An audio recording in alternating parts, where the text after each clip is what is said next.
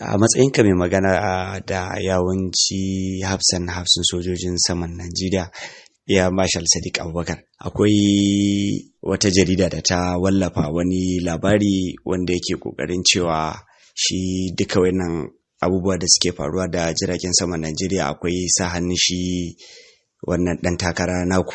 Shin me za ka iya cewa a matsayinka na mai magana da yawansa? To a'udhu billahi samil alim minash shaitanir rajim. Bismillahir rahmanir rahim. Sallallahu ala nabiyil karim. To da farko dai ni ina magana a madadinsa ne a yanzu a matsayinsa na ɗan takara ko kuma na mai neman jam'iyyar APC ta tsayar da shi takarar gwamnan jihar Bauchi a ƙarƙashinta, ba mai magana da shi a matsayinsa na Chief of Air Staff a wancan lokaci ba. Saboda sai da ya ajiye kakinsa ya zo neman gwamna kafin Allah ya haɗa mu da shi kuma na zamanto mai magana da yawunsa. Wannan kenan. Na biyu, babu shakka mun ga wata jarida da ake kira Desert Herald ta buga wannan labari cewa duka wayancan haɗarurruka da suka faru a lokacin yana Chief of Air Staff laifinsa ne ko kuma da hannunsa a ciki.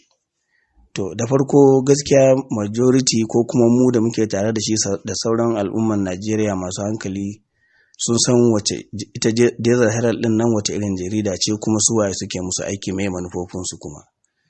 To saboda haka mu gaskiya har ga Allah ba za mu mayar musu da martani ko mai wani rubutu a kansu ba. Mun bar su da Allah kuma da lokaci wanda yake shi alkali ne da al'umma kuma wanda suke su shaidu ne, domin ba yau suka fara ba, kuma duk wani makarancin jarida da sauraron labaru a Najeriya ya san su wane ne Desert Herald, ina suke, me aikin su kuma ya suke. Saboda haka mu wannan magana nasu bai dame mu ne har mu je mu mai da martani ba, saboda tsarin mu irin na siyasan gidan Air Marshal Sadiq ba ma mai da martani, saboda ba ma magana sai mun san gaskiya muke faɗi.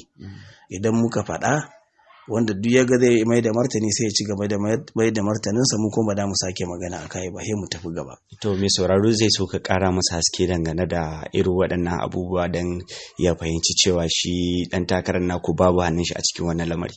To da farko dai ni ba soja ba ne, sannan kuma ba wani professional ne a aikin soja ba, amma abin da na sani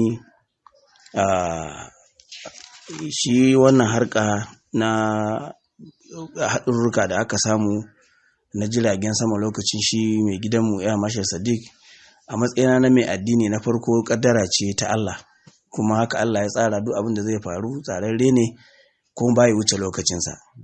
Amma irin bincike da mu muka yi saboda tarayyarmu da shi, mun sani lallai abubuwa sukan iya faruwa.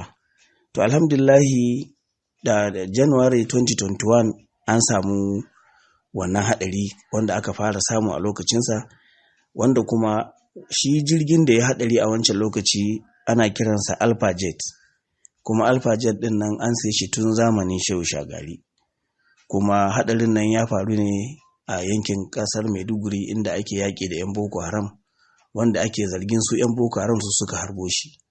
Kuma dama idan kana yaƙi ko ka kashe ne ko a kashe ka, kuma dama shi aikin soja abin da ya gada kenan. Wannan shine hadari a bincike na farko. Binciken shi wannan shi hadari na biyu kuma da shi wannan jirgi Alpha Jet yayi, wanda tun zamanin Shagari aka saye shi, shine wanda ya faru a Katsina, inda shi ma ake zargin bandit ne suka harbe shi, kuma Allah cikin hikimansa da yake shi matukin jirgin na da tsawon kwana, ya fita daga jirgin kafin jirgin ya yi crashing, ya sa rigansu na lema da ake magana, ya dirka a wani wuri, kuma Allah ya taimake shi aka zo aka cece shi ya kuma rayu abinsa. Sai na biyu, jirgin da ake kira Beechcraft. Shi wannan jirgi Beechcraft din nan a binciken da na yi, jirgi ne wanda kiran America, kuma an kira shi ne musamman saboda ɗan tafiye-tafiyen su sojojin jiragen sama marasa nauyi da kuma binciken filin yaƙi da sauransu, saboda shirin irin yanda za a kai farmaki da dai sauransu. Kuma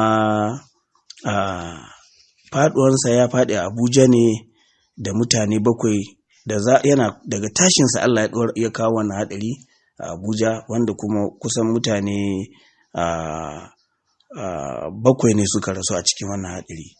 Kuma shi wannan jirgi dama ba yana aiki da sojojin mayakan sama bane na asali, an dawo da shi ne daga wani gun da ake kira PCOMS. Shi wannan PCOMS din wani abu ne, wato organization ne wanda yake haɗakan kalmomi ne aka samu PCOMS din. Bincike na bai kai har in samu me da P da I da C da Y din ba har ka zo muke wannan magana da kai, wanda kuma an siye shi ma da jimawa kafin shi Air Marshal Sadiq ya zama shugaban sojojin jiragen sama. Kuma kamar yadda na faɗa, ya faɗo ne a Abuja, daga tashinsa ya faɗo. Babu bincike ya nuna ba an harbe shi ba ne, matsala ce dai ta taso wanda yake wannan kuma Allah shi ya bar ma kansa sani. Kuma an yi bincike an tabbatar da cewa dan technical wani abu ne irin nasu na karfe wanda ya kan faru, har Allah ya kawo wannan haɗari. Sannan sai shi the same irin wannan jirgi dai wanda ya samu haɗari a Kaduna, inda Allah ya ɗauki ran shi hafsan hafsojin ƙasa a Kaduna. Kuma binciken da mu muka yi da kuma irin bayanan da muka samu shine wannan jirgi da ya taso, dama an ba da shawarar cewa akwai matsala na yanayi wanda zai iya kawo matsala, amma duk da haka saboda an samu wato rashin iya aiki daga wajen command din da suke sake jirgin ko kuma su masa umarni, ni kamar yadda na gaya maka ni ba soja bane, irin abin da na fahimta kenan. Ya taso, bayan ya taso ya yi ƙoƙarin ya sauka ma tun a Zaria, wazan ya hana shi sauka. Ya dawo Kaduna ya yi ƙoƙarin sauka a filin jirgin sama na Air Force Base a Kaduna, nan ma ya gagara. Kafin ya tafi International Airport na Kaduna ya sake ƙoƙarin ya sauka, inda Allah ya sauke haɗarin. Allah kuma ya afkar da haɗarin har aka rasa ran shi matukin jirgin saman da kuma hafsan hafsoshin sojojin Najeriya. To abinda bincike nuna kuma yana nan, kamar yadda muka bincika muka samu, akwai bincike yana nan a fili, mutum ya shiga ko Google ka shiga zaka samu wannan. Don irin wannan bayanai da nake baka ni a matsayin wanda ba soja ba kuma ba professional na wannan aiki ba, ni Google na shiga ma na samu wannan bayanan. So mun tsammanci da su wannan jarida masu buge-bugen nan sun yi amfani da irin wannan kafa, ko da ba su je ko sun nemi bayani daga bakin mutumin nan ba, su samu wannan bayanai. A cikin shafukan sun da suka wallafa wannan labari, akwai inda suke maganin cewa hakan ya ba shi dama ya siya jirage marasa kyau, sannan kuma ya ba shi daman cewa ya tara kuɗi zai fito takarar gwamnan jihar Bauchi. To wannan magana ma ba abin da mai hankali zai kama ba ne. Ina maka bayanan irin haɗurrukan da aka samu kafin in zo kan wannan. Wanda na maka magana a kai ya tabbata yadda muka bincika, duk da cewa ni ba soja ba ne, akwai matsala na yanayi, sannan kuma akwai matsala na rashin tsarin shugabanci daga waɗanda za su suke jirgin yanzu. So kaga babu ma hannunsa a ciki. Sai na gaba, akwai jirgin da ake kira Super Mishak. Shi Super Mishak ɗin nan jirgi ne wanda yake da wayansu irin capacity na abin da suke kira su mayaka jirgin sama aerobatics, wanda shi aerobatics ɗin nan kuma wato kaman wani juye-juye da jirgi yake ne, musamman wajen lokacin yaƙi da sauransu.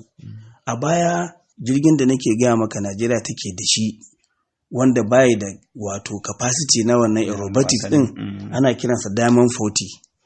Kuma Diamond 40 ɗin nan ba zai iya ba irin wannan ayyukan da ake lura da yaƙi irin na zamani wanda ake yi da 'yan Boko Haram da bandit da sauransu. Shi yasa shi Air Marshal Sadiq ganin shauƙinsa na ganin wannan yaƙi ta ƙare, ko kuma ya ba da gudunmawarsa wajen rage shi ko gama shi, ya tafi Pakistan ɗin siyo wannan Super Mishak ɗin. Kuma wannan jirgi har gobe United Arab Emirates tana amfani da shi, Saudi Arabia suna amfani da shi, balle kuma su Pakistan da suke kera shi. Nake gaya maka shi wannan jirgi da muke magana a kansa an saye shi tun zamani shi Air Marshal Air Marshal Amosun ne, ba ma lokacin Sadiq ba. To kaga in ka lura da wannan bayani, to zaka ga ta ina ne hannunsa ya shigo ciki. Sannan a misali da zan yi na ƙarshe irin wayannan haɗura su ne wani jirgi da ake kiransa Super Mishak, wanda tabbas Super Mishak ɗin nan jirgi ne na zamani, wanda kuma shi Air Marshal Sadiq a zamaninsa aka sayo shi. Kuma dalilin da yasa ya sayo irin wayannan jirage su Super Mishak daga ƙasan Pakistan shine abin da suke aiki da shi aerobatics, wato wasanni da jiragen ba kuma wasa ba, wani atisaye ne suke yi na yaƙi wanda waɗanda ake da shi a baya tun lokacin Shagari. Akwai wanda ake kira 40D wanda shi kuma bai iya irin waɗannan ayyukan ba, kuma ga abubuwa sun faru a ƙasar nan ko suna faruwa. Akwai 'yan bandit, akwai Boko Haram, ga sunan kaca-kaca. So akwai buƙatan dole Nigerian Air Force ta shigo cikin wannan yaƙi. Lura da irin wannan abin ne ya yi ƙoƙari, dama can kuma akwai jituwa tsakaninsa da Air Chief Marshal Suhail Amam a Pakistan, musamman ya ziyarci wancan ƙasa da yake su suke kera wannan jirgi Super Mishak, kuma ya ƙulla abota da su, ya nemi ya saya daga wurinsu, musamman suka ɗaga jirginsu guda ɗaya irin wannan Super Mishak ya dawo Najeriya, ya yi training pilots ɗin da za su yi aiki da wannan jirgi, su kuma koya musu aiki ba tare da Najeriya ta ba da ko kobo ba. Ana hakan kuma suna kera na Najeriya wanda ita za ta saya. Wannan ya yi nasara, aka kera wannan jirgi bayan sun yi training 'yan Najeriya kyauta a sanadiyyar dangantakarsa da shi ya Marshal Suhail na Pakistan. Jirgi ya zo kuma aka ci gaba da aiki da shi, kamar yadda na faɗa ya yi training a Pakistan, su kansu sun yi training mana yaranmu wanda za su yi amfani da wannan jirgi. Bayan training na Pakistan kuma shi da same Chief Air Marshal Sadiq da ya tura 'yan Najeriya sojojinsa suka tafi Amerika, abin da ba a taɓa yi ba, suka koyi yadda za su yaƙi da wannan jirgi da sauransu. Ya kuma zo ya taimaka wajen kawo wato gudumawa wajen rage wato wannan harka na Boko Haram da bandit da sauransu a zamanin da yake shugaban sojojin jiragen sama na Najeriya. To in ka lura, na baka misali ne kaɗan daga cikin irin jiragen da suka samu wannan haɗura da kuma abin da ake zaton ya kawo haɗarin. Kuma duk wannan abin da na faɗi, kamar da na gaya maka, matsayina na wanda ba soja ba kuma ba professional ba, ni kai na ba ɗan jarida ba, Google na shiga na samu wannan bayani. A tunani ya kamata da a ce wannan jarida ta yi wannan bincike saboda ta gaya wa mutane gaskiya abin da ya faru ko kuma abin da yake faruwa. Idan ka lura a cikin nan bayanan da na maka daidai gwargwado, ina laifin shi ya Marshal Sadiq. To alhamdulillah, mu abin da muka yi tunani muka gani shine, na farko mun san jaridar nan wane ne su, mun san waɗansu daga cikin marubutansu ko ba yau suka fara ba, saboda haka muka yanke shawara ba za mu mamaye da martani ba.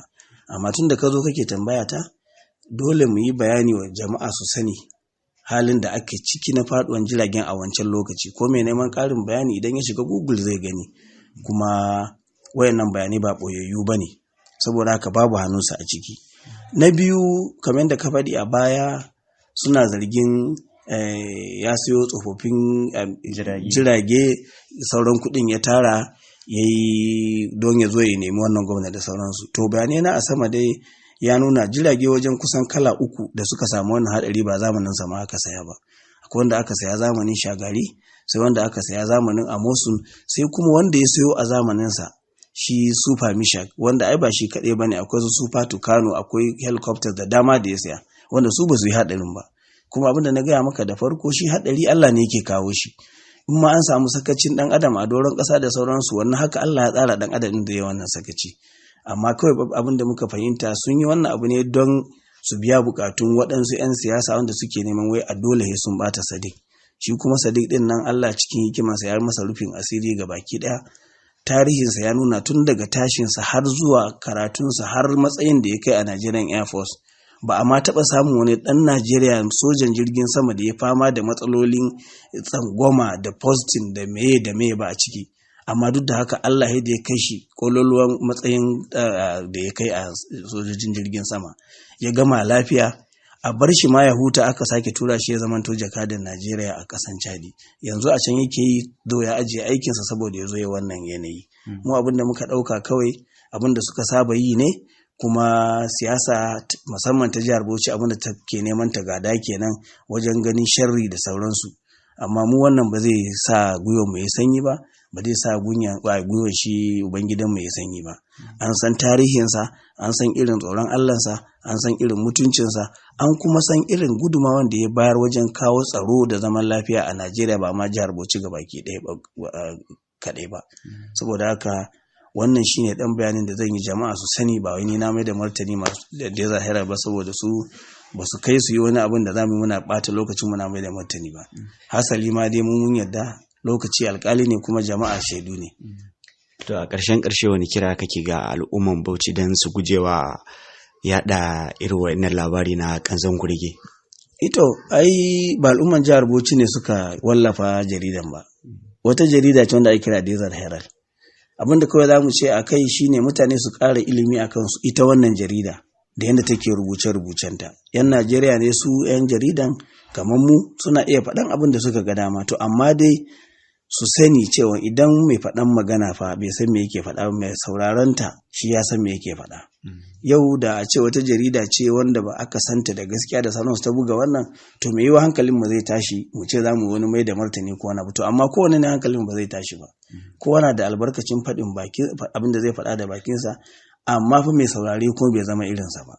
Mun sani wannan suki burutsu ce, zuki ta malle ce, kuma bincike da duk aka yi suna nan a shafuffuka na yanar gizo, mutum zai iya shiga. Ko ka gani ba soja bane, amma na shiga na gagga irin waɗannan, zai yi na ɗan yi kurakure ma wajen faɗan sunayen da sauransu a matsayina na wanda ba soja ba.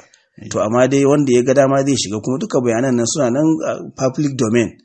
Ya kamata da a ce ɗan jarida an dai da gaske suke yi sun yi waɗannan bincike sannan tukun su fito da wannan abubuwansu. Amma dai abin da nake kira kawai shine al'umman jihar Bauchi sun san wane ne Sadiq.